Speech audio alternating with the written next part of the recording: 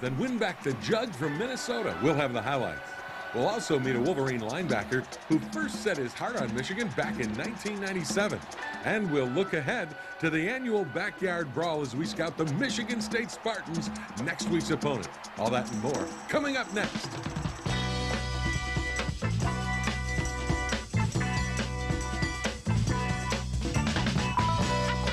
Michigan Replay with Lloyd Carr is brought to you in part by Diet Mountain Dew.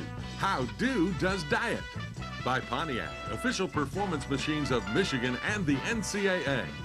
By Gatorade Thirst Quencher. Gatorade, is it in you? By LaSalle Bank, proud to support the University of Michigan football program. LaSalle Bank, making more possible. And by Big Boy Restaurants. Oh boy, Big Boy, celebrating 70 years as your hometown family restaurant. Hello, everybody, and welcome to Michigan Replay. The Little Brown Jug, ladies and gentlemen, is back in Ann Arbor. Thanks to a 28-14 Michigan win over the Gophers at the Metrodome. Congratulations. Well, thanks, Jim. Remember, Fielding Yost bought that jug. Now, you're going to tell that story again. No, but he bought it. Because you're going to bore everybody to tears with the second time around. Well, I just want to say... You know, back in 1903, they didn't have phones, so we had to write them a note, didn't we? You're wasting time here, Jim. It was a heck of a football game. You know what? And it was. And 28-14 with some real moments at the end where your heart got a little pumping, but it was physical, too. Well, it was physical. There were a lot of big plays in this game, and our defense really stood tall in the fourth quarter. In the first half, offensively, you did pretty much what you wanted to do, running the football, and you made some great long throws over the top. Well, Jim, we were much improved from a week ago on a third and fourth down conversions. We were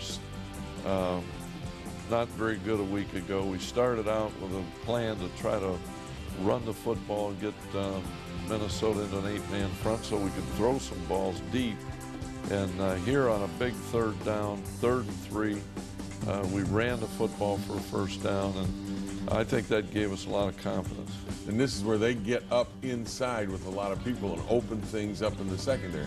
Well, good play action off there, and we were looking to throw the ball deep, but he was covered. I thought Chad Henne had a great game. This is your opening possession, and you score with the pass to Arrington. That had to feel good. Well, Jim, that was a large crowd, very, very significant student attendance, and they were a raucous outfit. The one thing that you knew they were going to do is run the football on you, and for the most part, you held them in check. Well, we did a good job. You know, when you look at the combination of the run pass that they gave you, the thing that really helped our defense, we had 6 tackles for loss there. Lamar tackles Pinnock, and we kept them in some third and long situations, which enabled our defense to get off the field. And again, this is your first possession, and you continue to get the ball to your playmakers. Well, it's a good throw because it's thrown accurately and quickly and gives Mario time to get up the field. Here on a 4th down in the second quarter, we pick up around left end. Gambling on 4th down, what's getting into you? Well, you know, you gain confidence, and here Adrian Arrington, Chad throws a laser for a touchdown and good protection. And we're playing very good offensive football here. Now, this is where they start to come back on you. Well, they run around left end there. We didn't contain the sweep. And Minnesota's a good offensive football team. Here they hit another crease, and David Harris was all over the field today. He had 9 tackles, and he continues to have an outstanding season. Here we let them behind us, and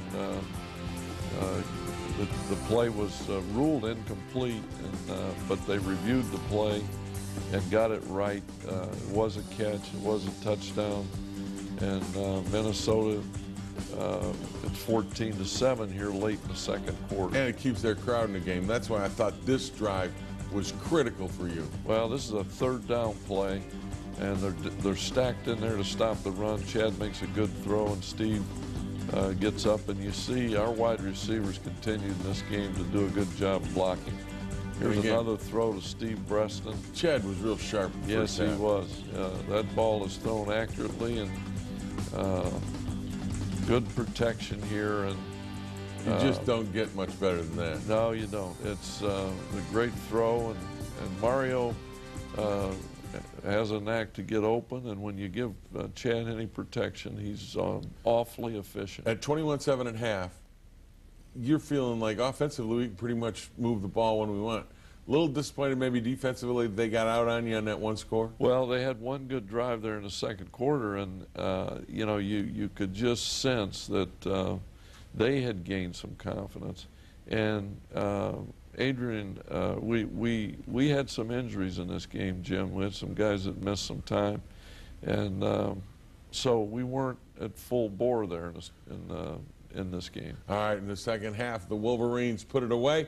When we come back, we'll take a look at the second half highlights. But first, we hear from Mario Manningham says the Michigan offense is really difficult to stop.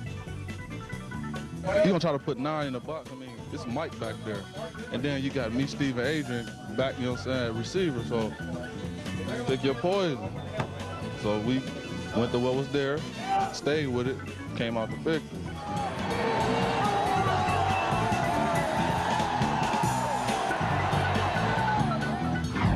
The locker room. They're a good team. They got a good offensive line. The zone scheme that they run, it's a good offense. Our offense running. You see what we did. So, you know, a lot of cutting, a lot of overreach. So they're a good offense. Terrence is right. Minnesota's got a good offense. And you had to know coming out in the second half that they weren't done, that they'd gained confidence in that first half. Yeah, there's no question. The way the first half ended, Jim, Minnesota was not going to quit. I mean, you can say what you want, but the Little Brown Jug is something important to both teams, and they played like it. This is their first possession. They had a big score on you, but it gets called back for holding. Well, they faked the reverse, and the quarterback kept the ball instead of holding it off, handing it off, and they got behind us. One of our safeties, Ryan, made one false step, and that allowed them to get behind us. But thankfully, there was a hold on the play. We make a big stop there. Now we get the ball. We get great field position here in the third quarter. An outstanding throw here. Mario catches the ball and gets up the field, and we're knocking on the door, but we stall. We have a couple penalties. This is a great punt, but it doesn't turn out for you because even though you get it at the 1-inch line, the ball actually crosses the plane, and they call it a touchback. Well, in the college game, Jim, unlike the NFL, if that ball breaks the plane, it's a touchback. Here, Prescott Burgess gets great pressure on a big third down stop, and Leon Hall is in good position, and we get the ball back again with excellent field position. And here, Mike cuts it all the way back against the grain for a good gain. He does indeed. Then a great throw and catch from Chad Henne and Mario Manningham. Well, this gives us great field position. Jim, that's as good a catch as I've ever seen Mario make. He caught the ball, the back end of the ball with his fingertips. How he hung on to it, I don't know.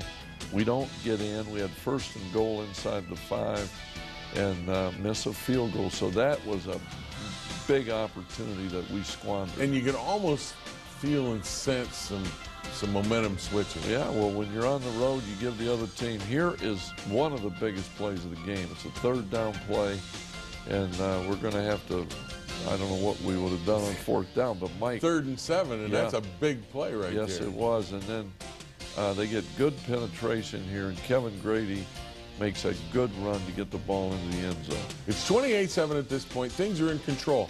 Then things start to get out of control. Well, they put together an excellent drive. Good coverage here, but Cupido hits his receiver for a first down. He comes right back down. Good protection. And they hit the seam down the middle. Logan Payne, he had a heck of a day. Logan Payne is a heck of a football player. And here he is again, proving it.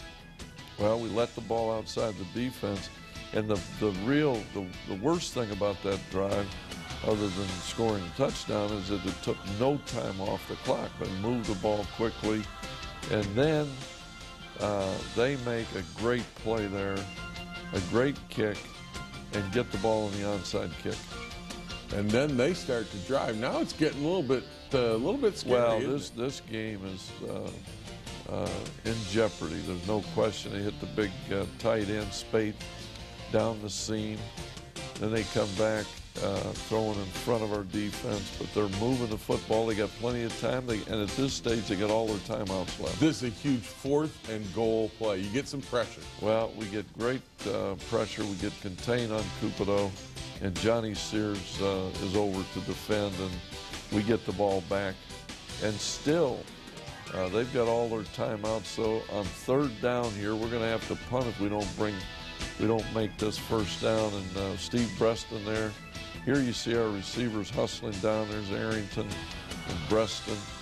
But our guys came up with a big play. And Steve Breston, you were mentioning, got a great block right there at the point of attack. Really springs Michael to get out there and get that first down, which you needed to close that game out. Well, there's no doubt. That was a big play in the game. I mean, because we don't have to punt, because then you've got a chance of a block punt, an onside kick. I mean, that game, 14 points is not a secure lead, Jim. Talk about the dynamics of a night game. It's more difficult to play, isn't it? Well, I mean, we can complain about it. A lot of teams do it, but it's a little difficult when you're used to playing in the afternoons. Well, I think the hard part is laying around all day long. You try to do some things to utilize the time, and you also give them some time to relax, because that game got over at 11 o'clock Eastern Standard Time. So it was past your bedtime, I know. Way past and my our bedtime. Players, our locker room, was, for having a great win, it was a little bit subdued because well, and the plane it ride is late. Home was very quiet because, I mean, those guys were exhausted. Well, everybody on that team was sleeping. Yeah, except Mark Beal was up in the cockpit. He and Lamar and quite a few of our guys. Matter of fact, they left. Oh, beautiful sight! The northern lights you could see. The northern lights. Wasn't that amazing? Unbelievable. Yeah. Unbelievable. Nature's amazing. But hey, folks, the Jug's back in Ann Arbor. Yeah. That's why the lights were out, the northern lights. Well, now we get to play for another trophy this week. That's right. We'll be back. Meet David Harris, but first we hear from Chad Henne. Says it's a little bit up and down in Minneapolis. We definitely kept it balanced, and we started off great. Ran the ball and threw the ball all over them, but we just got to come out and be consistent, because in the second half we definitely didn't execute.